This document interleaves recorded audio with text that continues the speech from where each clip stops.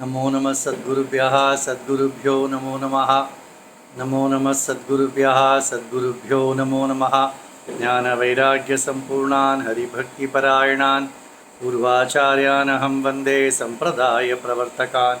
भगवत्पादमाचार्यं श्रीमद्रामानुजं यतिं श्रीमदानन्दतीर्थं च रामानन्दयतिं हितं श्रीवल्लभं च निम्बार्कं कृष्णचैतन्यमेव च ज्ञानेश्वरं तथान्याश्च पूर्वाचार्यान् स्मराम्यहम्।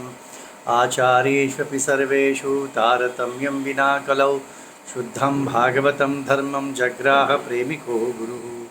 हरे रामेति कृष्णेति नाम संकीर्तनं सदा लोकक्षेमाय कुर्वन्तं प्रेमिकं सद्गुरुं भजे। श्री अण्णा विरचित श्री वैष्णव संहिता के तृतीय भाग में के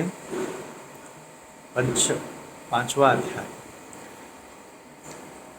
पूर्व अध्याय में दो अध्याय के पूर्व हमने देखा था कि मध्वाचार्य के सत्संग में एक वृषभ, एक बैल आकर बैठता था और उनकी कृपा से मध्वाचार्य की शालिग्राम तीर्थ उस पर छिड़क पोषण करने से वह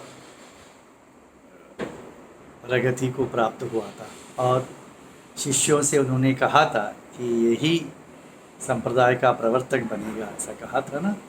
तो उसी का यहाँ पर क्रमशः कहते हैं। सद्गुरुवाच कदाचित् तुंगभद्राया तीरे परमपावने पुण्यवृक्षलता कीर्णे मलयानिलसेविते शाद्बुलश्यामले रम्ये कृष्णसारसमावृते कच्चिदश्वत्थमूले तु निषण्णा ब्रह्मवादिनः। तुंगभद्रा के रम्य तट पर एक अश्वत्थ वृक्ष के नीचे कुछ पंडित संत लोग ब्रह्म विचार कर रहे थे। चक्रुर्वेदांत सिद्धांत विचारम परमं शुभम तेषामासीदग्रगण्यो गुरुरक्षोभ्य संयमी। तो उन विद्वानों में अक्षोभ्य मुनि ये प्रमुख रूप में थे। वेदांत विचार, वेदांत सिद्धांत का विचार, ब्रह्म क्या है, माया क्या है, जीव क्या है, इस पर विचार कर रहे थे। तदा तत्राययो कश्चित् धनिकः सुंदरो युवा उत्तमं हयमारुह्य रसिको मृगयां चरन् तुरगं पाययामास तुंगभद्राजलं शुभं कटिं निकुञ्च पशुवत् पपौ च स्वमुखेन सह। तब वहाँ पर एक युवक, सुंदर युवक अश्व घोड़े पर बैठकर आ रहा था। आकर उसने क्या किया, उस घोड़े को जल पिलाने के लिए छोड़ दिया और स्वयं दोनों हाथ को पीछे बांधकर तुंगभद्रा के जल को अपने मुंह से पान करने लगा। अक्षोभ्यतीर्थः प्रहसंस्तं विलोक्यतीश्वरः पप्रच्छ किं पशुर्पूर्वजन्मित्वमिति प्रभु। इसे ऐसा तो नहीं पीते हैं ना, तो पशुवत वो पी रहा था। तो अक्षोभ्य मुनि ने उसे कहा, क्या तुम पूर्व जन्म में पशु थे, गाय थे? तश्रुत्वा सोऽपि सहसा पूर्वजन्म स्मृतिं गतः विवेद वृषरूपं स्वं पूर्वं मद्वेन पोषितम्। इतना कहते ही देखिए उसे पूर्व जन्म की स्मरण हो गई, जो वहाँ वो वृषभ रूप में था मध्वाचार्य के संग में। सद्य संजात वैराग्यः सर्वशास्त्रविदां वरः अक्षोभ्यतीर्थं चरणों प्रपेदे शरणमः। तुरंत उसी क्षण से वैराग्य हो गया और वो अक्षोभ्यतीर्थ के चरणों पर शरणागति उसने की। तुरीयमाश्रमं देहि देशिकेन्द्र दयानिधे इति संप्रार्थयन् सोऽपि पपात चरणान्तिके तमुत्थाप्य कृपा सिंधु अक्षोभ्यति पुंगवः भाषे मधुरम वाक्यम प्रेम पुंसितानंद। इतना वैराग्य हो गया कि वो अक्षोभ्य तीर्थ के चरणों पर गिरकर प्रार्थना करने लगा कि मुझे संन्यास आश्रम की दीक्षा दे दीजिए। तब अक्षोभ्य तीर्थ ने उनसे कहा, संस्कार कानने घोरे संचरत्वमितस्ततः श्रांतोऽसि नितरा मध्य परां विश्रांतिमिच्छसि त्वं हि संजात वैराग्य तुच्छेऽस्मिन् विषये सुखे संन्यासं कांक्षसे सद्य सदिदं युक्तमेव हि किन्तु त्वं यौवनारूढो गार्हस्थ्यं प्राप्तवानसि पत्नीद्वयं ते भवने वर्तते प्रेमसंयुतं तयोरनुमतिं प्राप्य भार्ययो हि भूव्रत पुनरायाहि ते नूनं ददामि वरमाश्रमम्। तो अक्षय जी ने कहा कि इस घोर संसार में तुम घोर संसार वन में तुम यहाँ वहाँ भटक रहे हो, थक गए हो, तुम्हें वैराग्य उत्पन्न हो गया है विषय सुखों से, तो संन्यास बनने की इच्छा रखते हो। परंतु ये युक्त ही है, परंतु तुम युवक हो, तुम्हारे दो पत्नी हैं, तुम शादीशुदा गृहस्थ हो, तो तुम्हें अपनी पत्नी से अनुमति लेकर आना चाहिए। उसके पश्चात मैं तुम्हें संन्यास आश्रम की दीक्षा दूंगा। इसका मतलब है पत्नी से अनुमति पाना चाहिए। इत्युक्तः सोऽपि भवनं रसानन्दं पुनरागतः भार्याभ्यां जातवैराग्यः स्वसङ्कल्पं न वेदयत् पत्युर्वचनमाकर्ण्य प्रापतुर्दुःखमेव ते नन्दयामासतुः प्रेम्णा परिङ्कस्तं पतिं निशि तदा महात्मा सहसा ददार निजमायया सर्परूपं महाभीमम् अचिन्त्य बहुवक्त्रकं यात्वा ते निजभर्तारम् अवतीर्णं सुरेश्वरं भयेनैवाञ्जलिं कृत्वा ददतु सम्मतिं बत। तो उन्होंने घर आकर अपने पत्नी से कहा कि मैं अभी संन्यास आश्रम स्वीकार करने वाला हूँ, तो कौन किसकी पत्नी छोड़ेगी।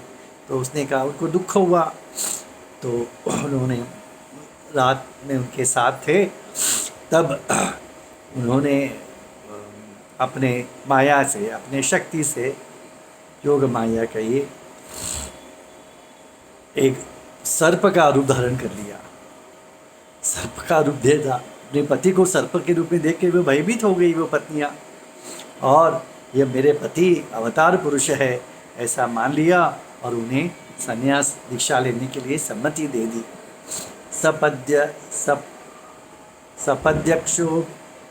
सपदी अक्षोभ्य तीर्थं संप्राप्य स्वयं अब्रवीत विरक्तस्य ममाद्यैव देहि काषायमित्तम्। तो प्राप्त तो हो गया अनुमति, तो आकर अक्षोभ्य मुनि से प्रार्थना की कि मुझे संन्यास दीक्षा दीजिए। कृत्वा मंत्रोपदेशश्च दत्वा काषायम् उत्तमं तीर्थ इति प्रीतो नाम चक्रे गुरुत्तमः। तो उसे भगवा वस्त्र दे दिया, संन्यास दीक्षा के मंत्र उसे श्रवण कराया, और फिर से जयतीर्थ, संन्यास आश्रम के पश्चात नाम भी दिया जाता है ना, तो जयतीर्थ नाम दिया गया उन्हें। आचार्येण अभ्यनुज्ञातः पर्वतस्य तु कस्यचित् गुहांगतो हरिध्यानं चक्रे संयमिनाम्बरः तदा सरस्वती देवी साक्षात् दृष्टिपथं गता तालपत्रं लेखनीं च दत्तोवाच विधिप्रिया। आचार्य की अनुमति प्राप्त कर जयतीर्थ स्वामी पर्वत के गुहा में चले गए और तब भगवान का ध्यान, हरिध्यान करने लगे। तब सरस्वती देवी उन्हें प्रकट हो गई सामने, साक्षात्कार हुआ उनका उन्हें, और उन्होंने ताड़पत्र और लेखनी उन्हें प्रदान किया। और सरस्वती देवी ने कहा, श्रीदेवी उवाच गूढ़ार्थं मध्वशास्त्राणां वेत्तुमस्मिन् कलौ युगे न समर्थः कच्चिदस्ति त्वां विना ज्ञानिनां वर पूर्णप्रज्ञप्रमुखेनैव शास्त्रार्थं पूर्वजन्मनि श्रुतवानसि सुव्यक्तं वृषरूपेण पंडिता तस्मात् त्वमस्य सर्वस्य मध्वशास्त्रस्य पंडिता टीकां कुरु महाबुद्धे विष्णुतत्त्वं विमर्शनि। तो सरस्वती देवी ने कहा, मध्वाचार्य के जो शास्त्र है, शास्त्र की रहस्य है, यथार्थ स्वरूप है, वह समझ में आना कठिन है, लोगों के समझ में नहीं आता है। परंतु तुम तो पूर्व जन्म में वृषभ रूप में उनके मुखारविंद से स्वयं शास्त्रार्थ का श्रवण किया था, तो इसीलिए तुम ही उचित समर्थ हो कि उनके विष्णु तत्व के जो उनके जो ग्रंथ है उस पर टीका करने के लिए तुम ही समर्थ हो, तुम्हें वह सेवा करनी चाहिए। सद्गुरुवाच एवं सरस्वती देव्या वचनं मधुरं मृदु आकर्ण्य परम प्रीतो टीका चक्रे ईश्वरः सिद्धांत सारार्थ गूढ़ तत्व प्रकाशिनी विराजते पंडितानां मंडले जयतीर्थवाक् जयतीर्थस्य चरितं ज्ञानवैराग्यदायकं यः पठे स तु कृष्णस्य प्रीतिपात्रं भवे ननु। तो सरस्वती देवी के आज्ञा का पालन करते हुए उन्होंने प्रसन्न होकर टीका उन्होंने किया। मध्व सिद्धांत सारार्थ गुण तत्व प्रकाशिनी, मध्व सिद्धांत का जो सार है, सार रहस्य है, उसको प्रकाशित करने का ग्रंथ इन्होंने रची। और वह जो ग्रंथ है वो विद्वत मंडल में प्रसिद्ध है।